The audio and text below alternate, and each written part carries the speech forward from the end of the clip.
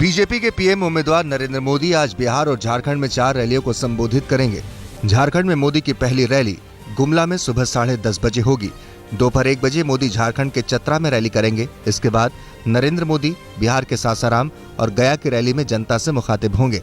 झारखंड में नक्सल बंद के आह्वान को देखते हुए मोदी की रैलियों में राज्य सरकार ने कड़े सुरक्षा बंदोबस्त का निर्देश दिया है। नक्सलियों ने आज और कल देशव्यापी नक्सल बंद बुलाया है। इस बीच मोदी पर आतंकी हमले की साजिश का हुआ है बड़ा खुलासा। यूपी एटीएस ने गोरखपुर के पास से 2 आत्मघाती हमलावरों को गिरफ्तार किया है।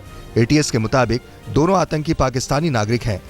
मुजामिल नाम का एक शख्स मुल्तान का रहने वाला है, जबकि दूसरा बरकत पाकिस्तान के क्वात इलाके का है। यूपी एटीएस के मुताबिक गिरफ्तार आत्मघाती हमलावरों ने खुलासा किया है कि वो मोदी की गोरखपुर में होने वाली रैली में धमाके की साजिश रच रहे थे। एटीएस ने गिरफ्तार आतंकियों से विस्फोटक, सर्किट और बम बनाने का सामान भी बरामद किया है। बिहार के पटना में हुई मोदी की पहली रैली में कई धमाकों को अंजाम दिया गया था। इस हमले में कुछ लोगों की मौत भी हुई थी। लिहाजा मोदी की रैलियों में अब सुरक्षा का मुद्दा बेहद संवेदनशील हो चला है। चुनावी मौसम में फिरकापरस्त ताकतें अपने खतरनाक मंसूबों को अंजाम देने की कोशिशों में जुटी हुई हैं, जबकि चाक चौबंद सुरक्षा व्यवस्था का इरादा ऐसी हर कोशिश को नाकाम करना है। इसी सिलसिले में पिछले 2 दिनों में 5 आतंकियों को गिरफ्तार किया जा चुका है। जोधपुर से खतरनाक आतंकी वकास के साथ उसके 3 साथियों की गिरफ्तारी हुई है, तो वहीं पश्चिम बंगाल में नेपाल सीमा के पास से इंडियन मुजाहिदीन के सरगना तहसीन अख्तर उर्फ मोनू को गिरफ्तार किया गया। मोनू को मोदी की पटना रैली और बोधगया में हुए धमाकों का मास्टरमाइंड माना जा रहा है। बीजेपी ने मोदी के साथ भारत विजय रैलियों के जरिए प्रचार अभियान की सीरीज शुरू कर दी है। बुधवार को नरेंद्र मोदी ने पूर्वी दिल्ली के शास्त्री पार्क में भारत विजय रैली की। इस दौरान रैली स्थल तो खचाखच भरा था ही, बीजेपी ने भीड़-भाड़ वाले खास इलाकों में एलईडी स्क्रीन के जरिए भी मोदी को लाइव दिखाया। करोल बाग में मोदी को एलईडी स्क्रीन पर देखने सुनने के लिए खासा भीड़ जुटी। मोदी के खिलाफ वाराणसी से कांग्रेस जल्द अपना उम्मीदवार घोषित करेगी। हालांकि सूत्रों के हवाले से खबर आ रही है कि मोदी के खिलाफ वाराणसी से अंबिका सोनी, मुकुल वासनिक, गुरदास कामत, सीपी जोशी, गुलाम नबी आजाद या फिर दिग्विजय सिंह में से किसी एक को कांग्रेस बना सकती है अपना उम्मीदवार। खबर यह भी है कि इन सभी नामों के अलावा किसी नए चेहरे को भी मैदान में उतारा जा सकता है।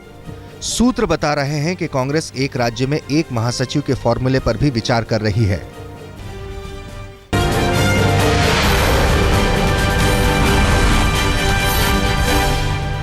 मुख्यमंत्री नीतीश कुमार के सामने मंच पर ही उनका एक मंत्री दूसरे मंत्री पर बरस पड़ा।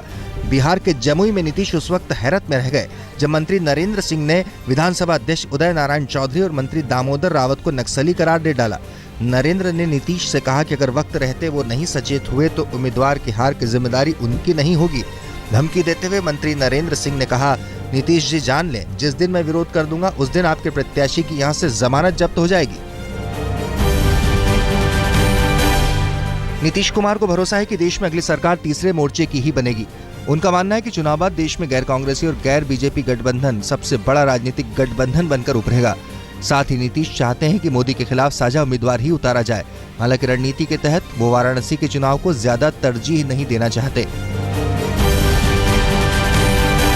जहाँ तक नेता की बात है, ये और कोई बात कही नहीं रहे। कांग्रेस के गठबंधन ने भी कोई नेता की घोषणा नहीं की है, वो एक तरफा कर रहे हैं, क्योंकि उनके पीछे कॉरपोरेट घरानों का एक बहुत बड़ा संसाधन है, धन है। यूपी में अखिलेश सरकार के एक मंत्री हाजी रियाज ने मोदी की तुलना फटे हुए गुब्बारे से की।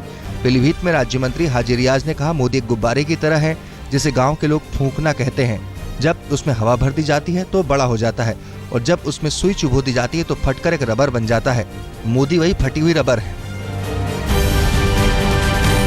गुब्बारा होता है, गांव की भाषा में उसे फूकना कहते हैं, फूकना। उस फूकने को जो है गैस भर दी जाती है तो वो बड़ा हो जाता है, लेकिन जरा सी सुई की नोक चुभ जाती है तो वो फटी हुई रबड़ हो जाता है। वो फटी हुई रबड़ है, फटी हुई रबड़ के बारे में कोई क्या कहे। अब हम आपको दिखाते हैं यूपी के एक बीएसपी प्रत्याशी कादिर राणा का तथाकथित ड्रामा। कादिर राणा ने मंगलवार रात मुजफ्फरनगर के शाहपुर इलाके में खुद पर हमला किए जाने की शिकायत पुलिस से की, जिसके बाद 17 लोगों के खिलाफ पुलिस ने केस दर्ज कर लिया। लेकिन इन तस्वीरों को जरा गौर से देखिए। कादिर राणा जब अपने सैकड़ों समर्थकों के साथ शाहपुर थाने में एसपी देहात आलोक प्रियदर्शी के सामने बैठे थे तो उनके कपड़े पूरी तरह दुरुस्त नजर आ रहे हैं, लेकिन कुछ देर बाद थाने में ही बैठे बैठे कादिर राणा के कपड़े तार तार हो गए। सवाल यह है, थाने में आखिर कादिर राणा की हाथापाई किससे हुई? ये फटे हुए कपड़े केस की कुछ और ही कहानी बयां कर रहे हैं। हाजीपुर की एक जनसभा में रामविलास पासवान ने खोला मोदी प्रेम का राज। पासवान ने कहा कि देश में कश्मीर से कन्याकुमारी तक मोदी की ही लहर है।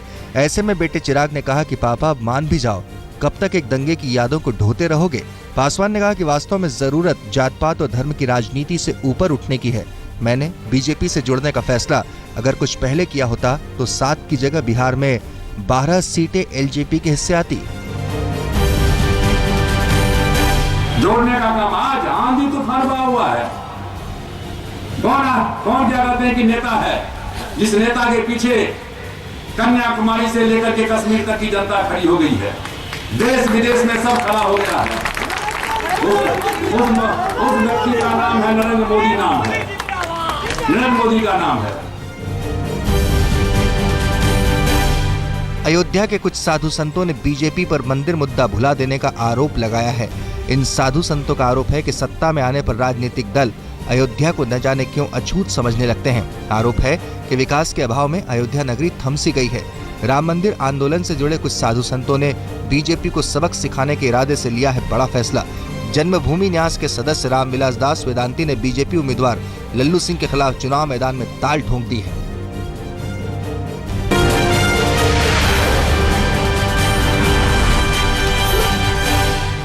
सहारा प्रमुख सुब्रत रॉय की जमानत में सुप्रीम कोर्ट ने रखी अब तक की सबसे ज्यादा जमानत राशि की शर्त। सुप्रीम कोर्ट ने कहा कि सुब्रत रॉय 10,000 करोड़ रुपए जमा कराएं तभी दी जा सकती है जमानत।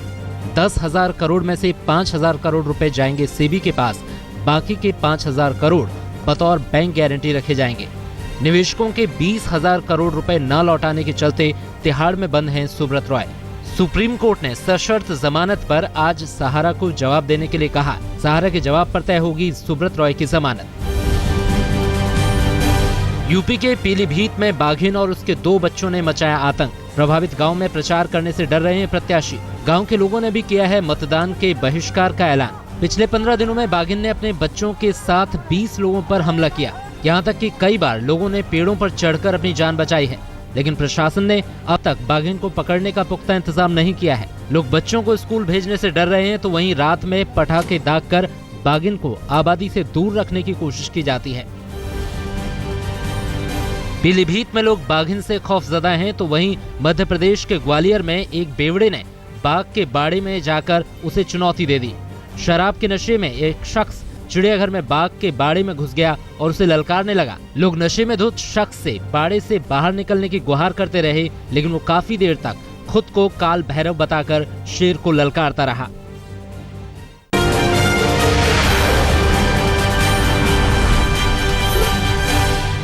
दिल्ली के पश्चिम बिहार इलाके की एक छात्रा पिछले 20 दिनों से लापता है। परिजनों को कॉलोनी में रहने वाले एक शख्स पर अगवा करने का शक है।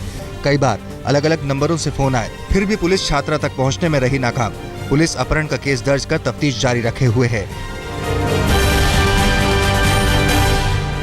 दिल्ली के तिलक नगर में छेड़छाड़ का विरोध करने पर फायरिंग करने वाले बदमाशों की पहचान कर ली गई है। बदमाशों की तस्वीरें एक सीसीटीवी कैमरे में कैद हो गई थीं।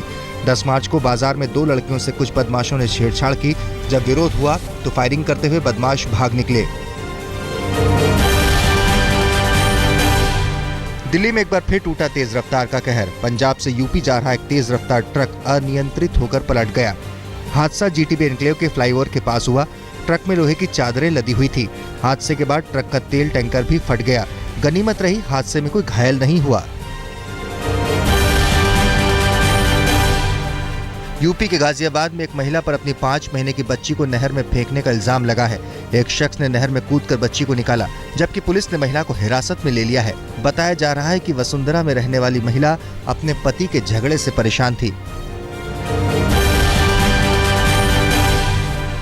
गाजियाबाद में ही पुलिस ने 4 ऐसे बदमाशों को धर दबोचा है जिन पर मोबाइल फोन से भरे ट्रक को लूटने का इल्जाम है। ट्रक में भरे मोबाइल की कीमत करीब 1 करोड़ रुपए आंकी जा रही है।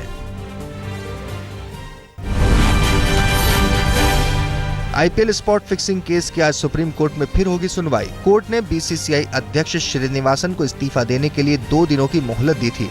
देखना होगा कि श्रीनिवासन आज इस्तीफे पर क्या फैसला लेते हैं। दूसरे मुकाबले में आज इंग्लैंड की भिड़ंत श्रीलंका से है। श्रीलंका अपने पूल में 2 जीत के साथ पहले पायदान पर है, तो वह इंग्लैंड अपना पहला मैच न्यूजीलैंड से डगवर्थ लुइस की वजह से हार गया था। इंग्लैंड को भी अभी अपनी पहली जीत का इंतजार है।